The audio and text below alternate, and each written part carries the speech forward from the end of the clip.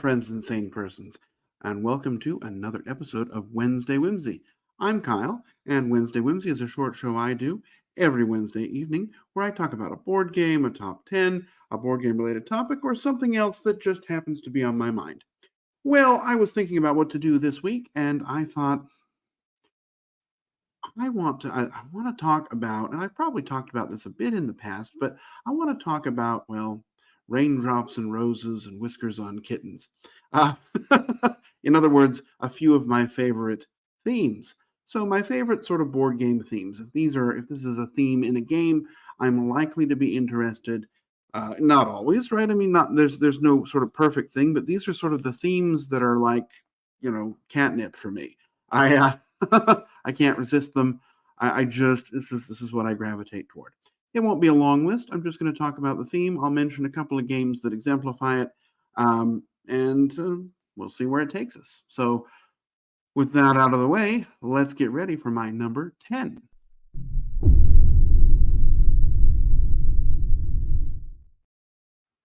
My number 10 is the evocative period drama theme. Specifically, what I'm thinking about is Obsession, but it doesn't have to be Obsession. It could be some other time period, some other game, right? Obsession is, of course, the one about living in Victorian England and building up your manor and estate and prestige. And that's sort of a game where it's not it's a very theme forward game, and it sort of puts you in this sort of time period, and everything is lovingly tuned to bring out that time period. I really like things that, because the theme, those are games where the theme just really jumps out, and I find it to be really very enjoyable. Something I'm always interested in, if it's sort of tied to a specific time and it just kind of lives in there, and that's just something I really enjoy. So that's my number 10. I mentioned that these are 10. Now, these are not in, I mean, they're in order, but not really, right? I could take or leave any of these at any day. So let's go on to my number 9.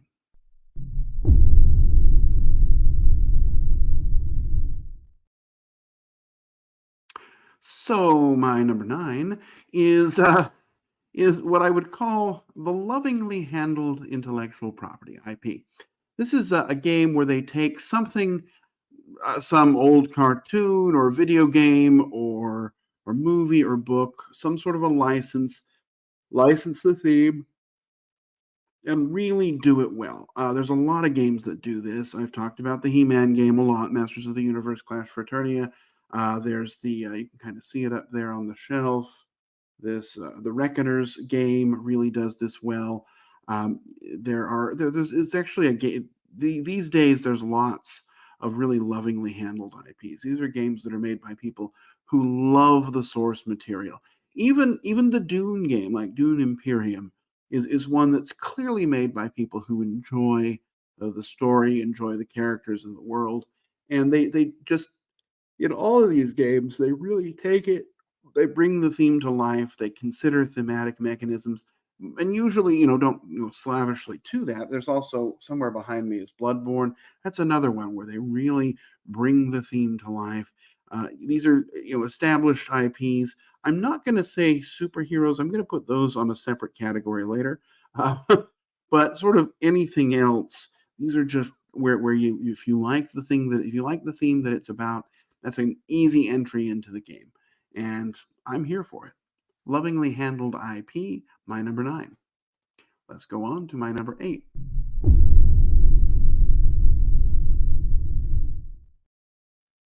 All right, my number 8 is a game. Actually, I wish we had more games like this. I was thinking about games that exemplify it, and there aren't that many really good ones, but there are a few, and this is Mad Science. I'm not talking about science in a lab. Well, the lab you're working in late one night. I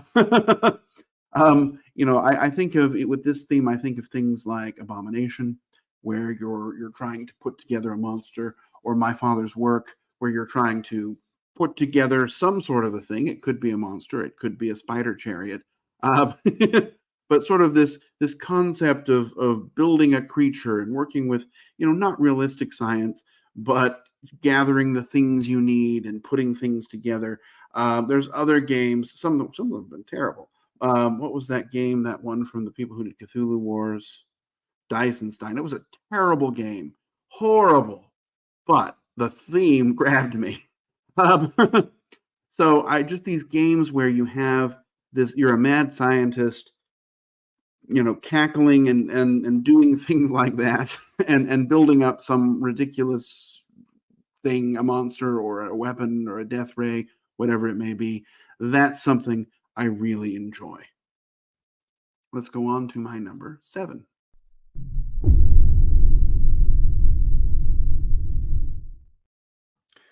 So my number 7, I mentioned a few moments ago that I would talk about superheroes separately. Number 7 is superheroes. So there's a lot of different superheroes. There's not that many different universes, but Marvel. There's a lot of Marvel games nowadays. The Marvel Champions game is really good. The Marvel Zombicide is really good. There's not really any good DC ones, unfortunately. But there's also Sentinels of the Multiverse, sort of people with superpowers, heroes, fighting against some big bad villain. That is just so much fun for me. And whether it's sort of an established property or one that's like Sentinels, that's not an established property, but that's well loved and well developed, I really enjoy it. I get all into the sort of superpowers and using them in unique ways to try and solve problems. I think superheroes are a fantastic theme. And if you make a superhero game, I'm sure to be interested in it. It's hard to do it well, but clearly it's been done, right? I mean, Marvel Champions, Marvel United, both great games. Marvel Zombies, Sentinels, those are all great games with superheroes. And if you came out with some new superheroes, even the Reckoners is kind of a superhero game, I'd be in. Let's go to my number 6.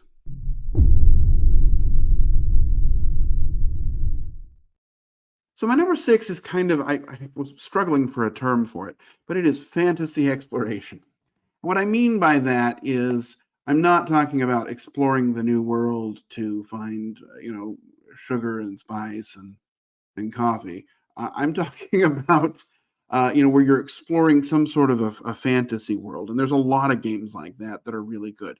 I talked, I think, last Wednesday, Whimsy, about Seventh Citadel and Seventh Continent, both great exploration games. Sleeping Gods and Sleeping Gods Distant Skies, great fantasy exploration games. Not where you're going to find, some arrowheads and a bison. You're going to find an altar to a dark god that you can wake up and fight, or something like that. There's also a game called Unsettled, which you can kind of see over there. Oh, I can't ever do this. Why am I having so much trouble? It's this purple box right there. That's also a game where you are, you're exploring a planet. It's not a fantasy world, but it kind of really is. And you're trying to just explore and survive and see what happens. Any of those games where you're exploring and it's not like real world exploration, that's something I really love. Let's go on to my number 5.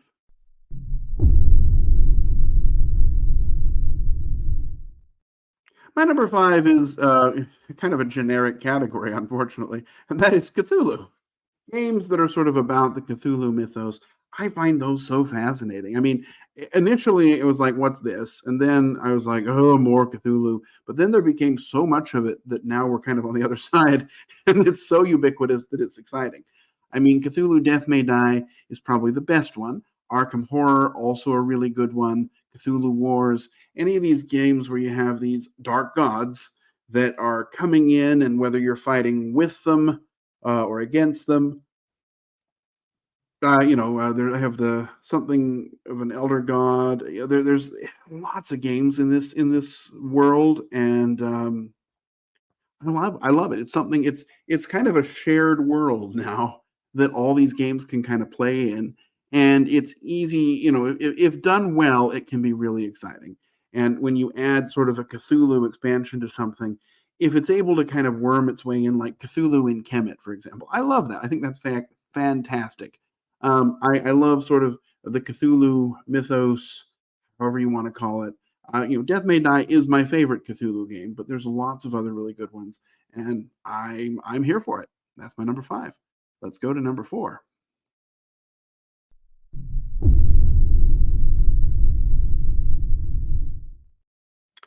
My My number four is civilization games. So a game where you have a civilization and you're building it, and you're sort of taking it from early history to later history. Well, obviously, but taking it through time. The one that I think of initially is Through the Ages. Um, in that game, you're starting out in the Bronze Age, and you're just going to move on through. And there's others that have done it. There was well, there's the Civilization game. I don't really like that one. There was Path of Civilization, which I actually liked, but many people I played with haven't. There's Inventions, the new Vital Lacerda game that also kind of does that, but more just from the sort of development of technology. There's Tapestry, which isn't really a civilization game, but has a civilization theme based on it, and I was really excited for it. And I still love the game, even if it's kind of themeless. But any sort of those games where you're going to take your civilization from early time and watch them grow and develop, and work on religion and build wonders of the world, and develop your technology, those are just so fun for me. Again, Through the Ages is the best one, but there's a lot of good ones. So that's my number four. Let's go on to number three.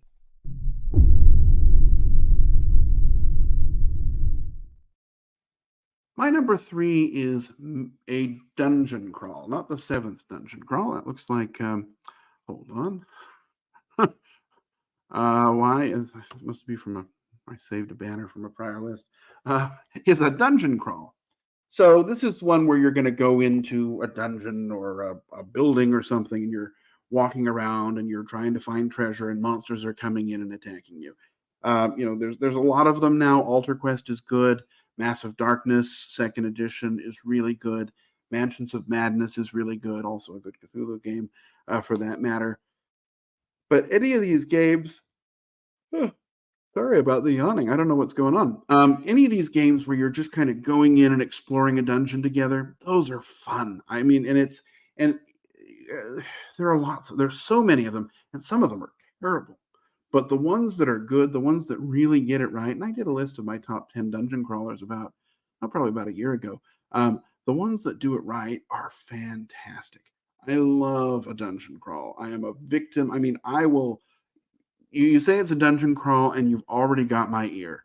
I have to then listen and figure out if it's going to be different than all the other dungeon crawls I already have, because I don't want to play the same game all the time. And some do it better than others. But if you were to come up with a new dungeon crawl, you've got my ear. It's something I love. I just that's and oh, what's the cowboy one? Why is my mind blanking? Shadows of Brimstone. That's a fantastic dungeon crawl. It's a little different thematically, but it's also really good. And that's just the kind of thing that as soon as you say we've got a dungeon exploration adventure game, I'm going to start paying attention. I might stop paying attention after a while if it sounds bad, but if it sounds at all good, you've got me. So let's go on to my number two.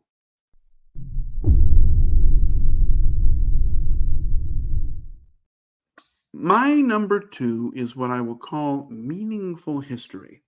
And what I mean by that is a game with a historical theme, but it's not just, okay, we're in the 1700s.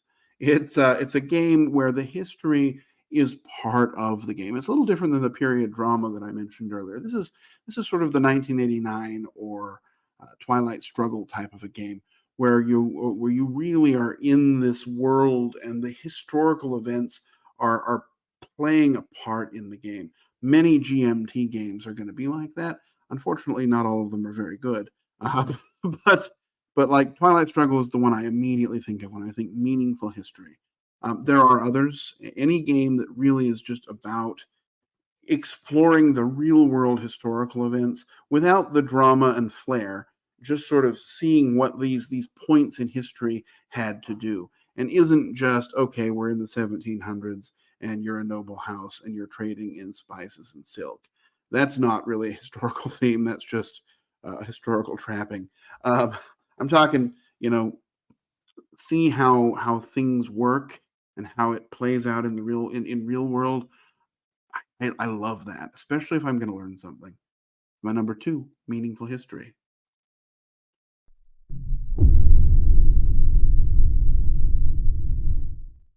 And my number one, the game that is, the type of game that is just straight catnip for me, is Dueling Mages. Oh my goodness. I love the concept here. I mean, my favorite game is Summoner Wars, and that is this kind of a game, right? You've got one powerful sorcerer fighting off against another, sending troops for battle.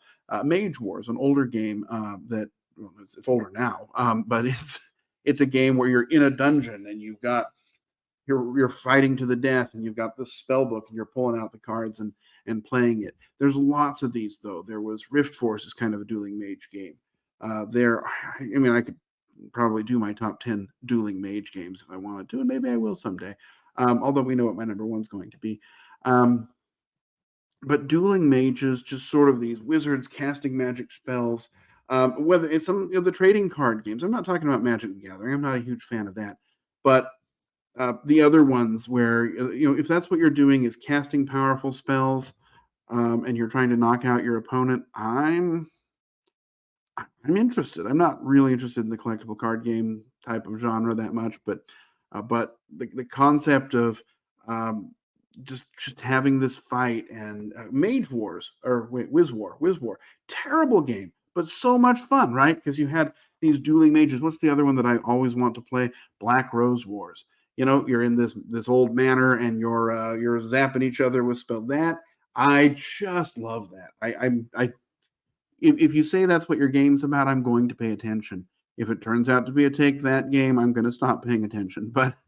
But something like that where you're just trying to outmaneuver and outplay somebody with magic, hey, I'm there. That's what I love. Anyway, those are a few of my favorite themes, and that is the end of this week's Wednesday Whimsy. So I'll end it here. I'm going to thank you for stopping by and watching me.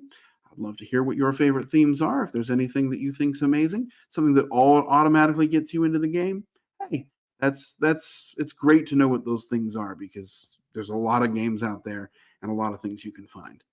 And with that, I'm going to wish you safe travels and courage when you need it. And I hope I'll see you back again next week for another episode of Wednesday Whimsy. Bye-bye.